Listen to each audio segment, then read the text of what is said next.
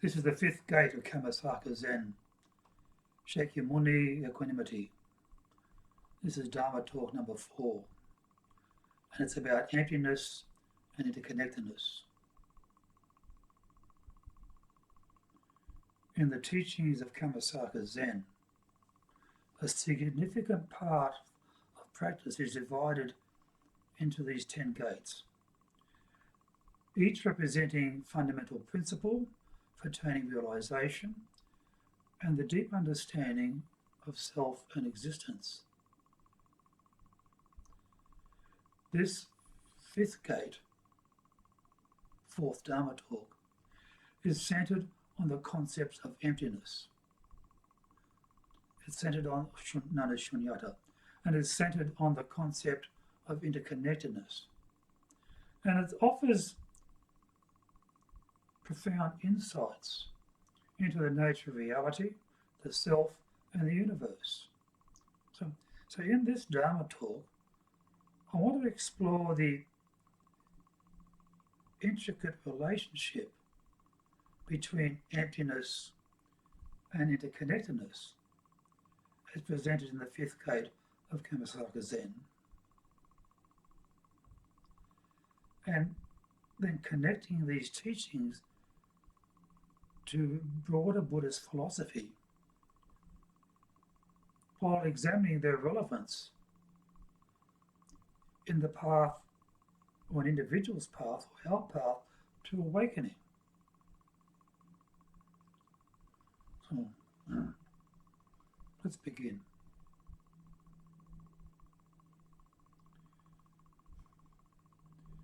In traditional Buddhist doctrine, emptiness, shunyata, is one of the core teachings that reflects the essence of all phenomena.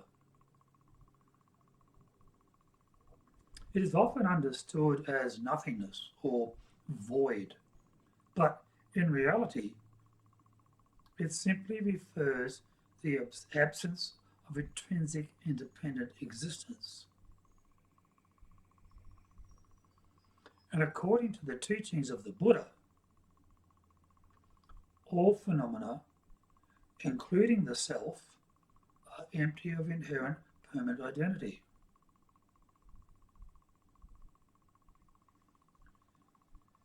And it's this understanding of emptiness it is central to Buddhist wisdom and is echoed in the fifth gate, which emphasizes the realization of the true nature of reality beyond superficial appearances. So, from the perspective of Kammasaka, emptiness is not merely an abstract philosophical concept, but is a lived experience. It is the profound recognition that the self, the world, and all things within it are simply interconnected and devoid of separateness. Concept of oneness, interconnecting with emptiness. And this realization is crucial in dispelling illusion and ego, which leads to suffering, dukkha. And when we cling to the idea of this independent self, the fifth gate instructs us as practitioners to directly experience the dissolution of the ego, allowing us to access a state of being that transcends duality and embraces the unity of all existence.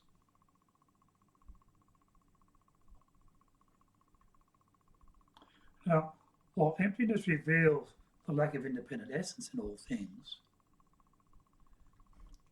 interconnectedness highlights the web of relationships that form this fabric of reality.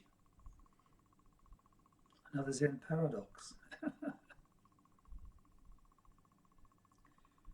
The principle of interconnectedness or dependent origination.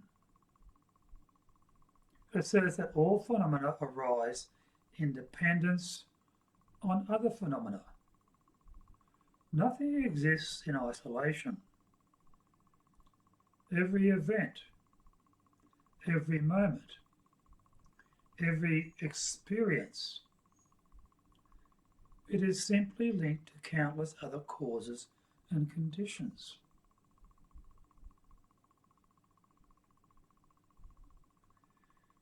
And it's this understanding that forms the cornerstone of Buddhist thought and is vital to the teachings in the fifth gate of Kammasaka.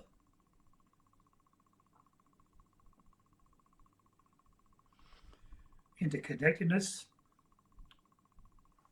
suggests that the universe operates as a dynamic, interdependent system where everything influences everything else.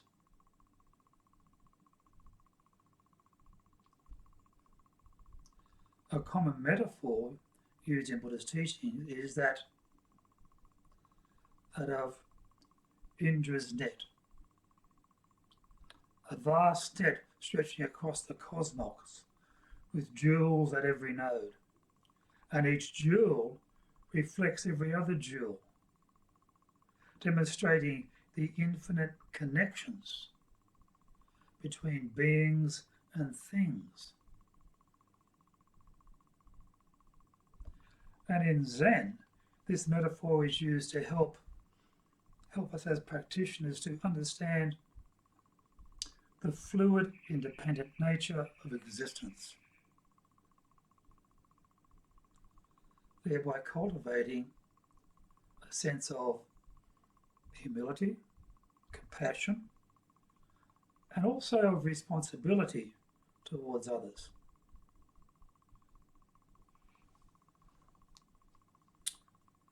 So this fifth gate teaches that the recognition of interconnectedness can transform us. It can transform the practitioner's perception of the world.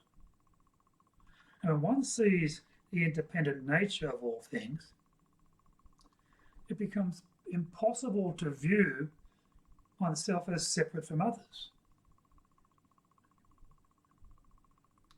And then the boundaries between self and others begin to dissolve, revealing the interconnected flow of life.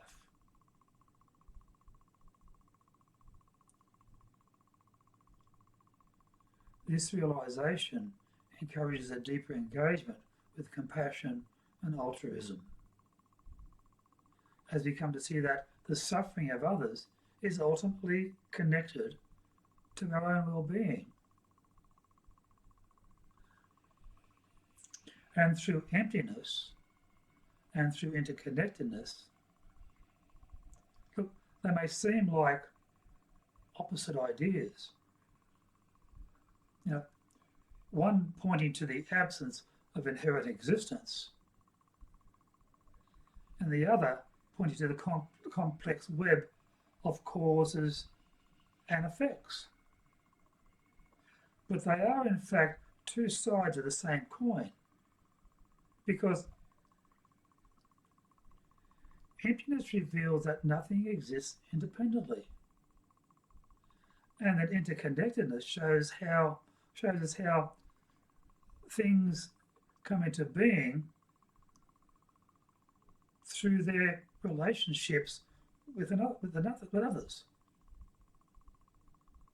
So together, these concepts form a complete view of reality in Zen. And now at the heart of the fifth gate is the understanding that true wisdom arises from the harmonious integration of these two teachings. Yeah.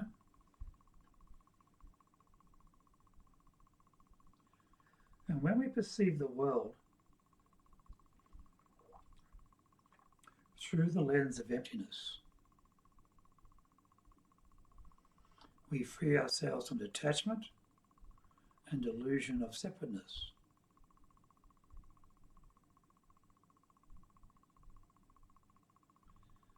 Simultaneously, we understand the deep interconnectedness of all things.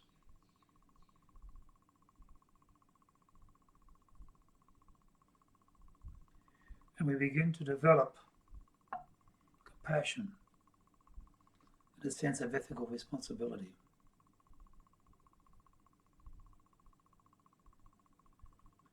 And these insights naturally lead to the embodiment of a guided non-attachment, wisdom, and compassion.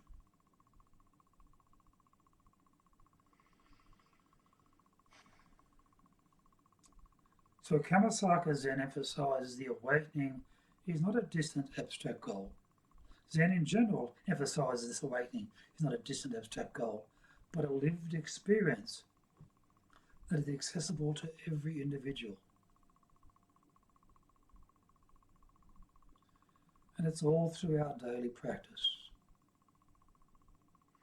Meditation, mindfulness, and all the other practices that I've outlined in the previous gates.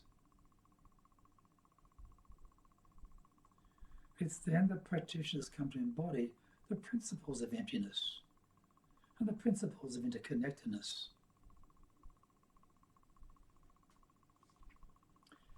This realization is not merely intellectual, but it can be felt in the fibre of one's being.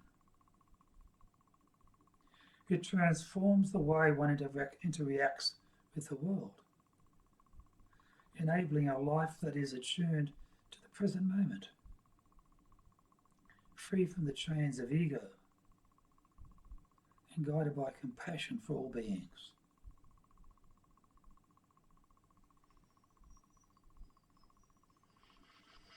One of the profound implications of the teachings on emptiness is the deconstruction of the self.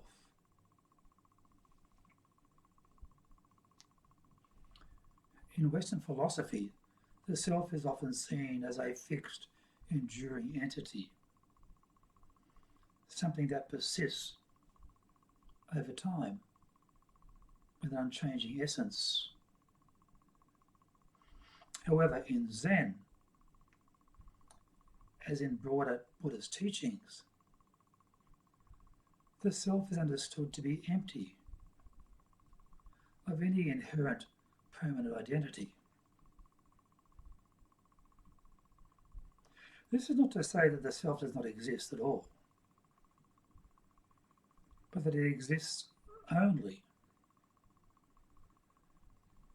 as a collection of constantly changing physical, mental, and emotional states.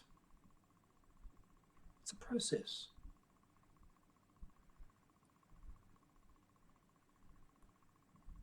So the fifth gate urges practitioners to confront this reality through direct experience. Meditation is one of the primary tools that we have, and we use it to investigate the nature of ourself, as it allows us to simply observe the transient nature of thoughts, the transient nature of emotions and sensations,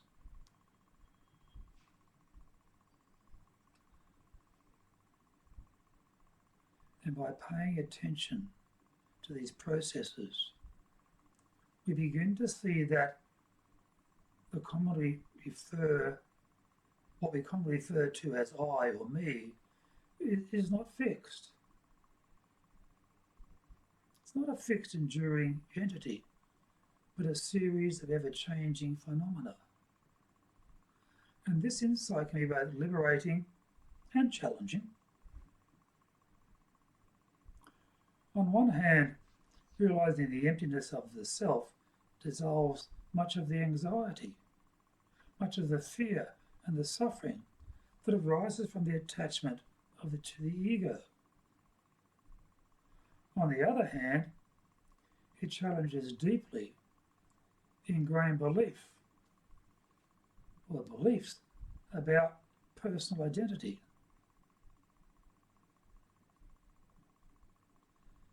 So this fifth gate encourages practitioners to embrace this paradox, recognizing that every notion of a fixed self is an illusion.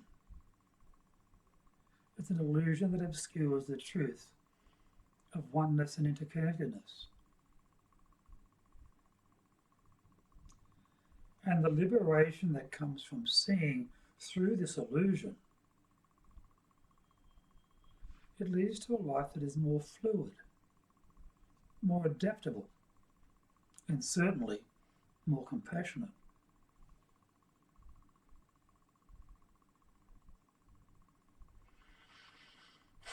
And the realization of this interconnectedness, it also has profound ethical implications in Zen. When we understand that all beings are interconnected, it becomes clear that our actions affect not only ourselves, but the entire web of life. And then this awareness can foster a deep sense of responsibility to act in ways that promote the well-being of others. And of course, the well-being of the planet as well. So it's in the context of the fifth gate that ethical conduct is not seen as some set of rigid rules imposed from outside, but as a natural expression of wisdom and compassion.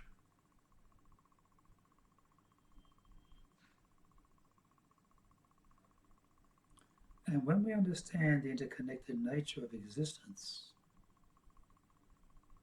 then ethical responsibility or ethical behaviour, it can arise spontaneously, as we can no longer enact in ways that harm others without recognising that we are in fact harming ourselves.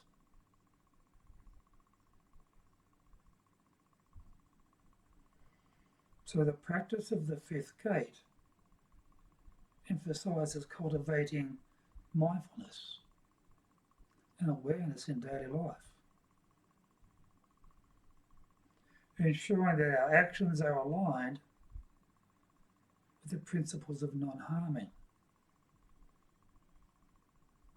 the principles of compassion, and the principles of loving kindness.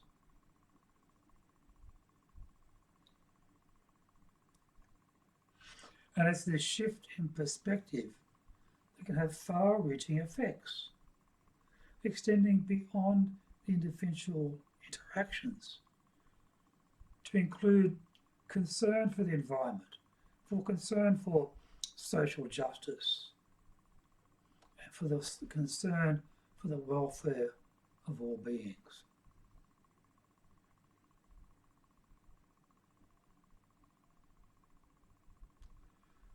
So it's in this sense that the fifth gate's teachings on interconnectedness is not only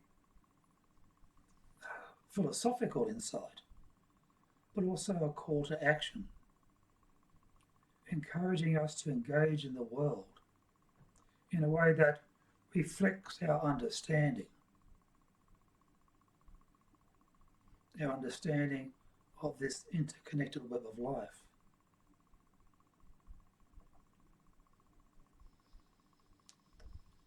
And it's this practice of the fifth gate. It involves cultivating both intellectual understanding and the direct experiential realization of emptiness and interconnectedness.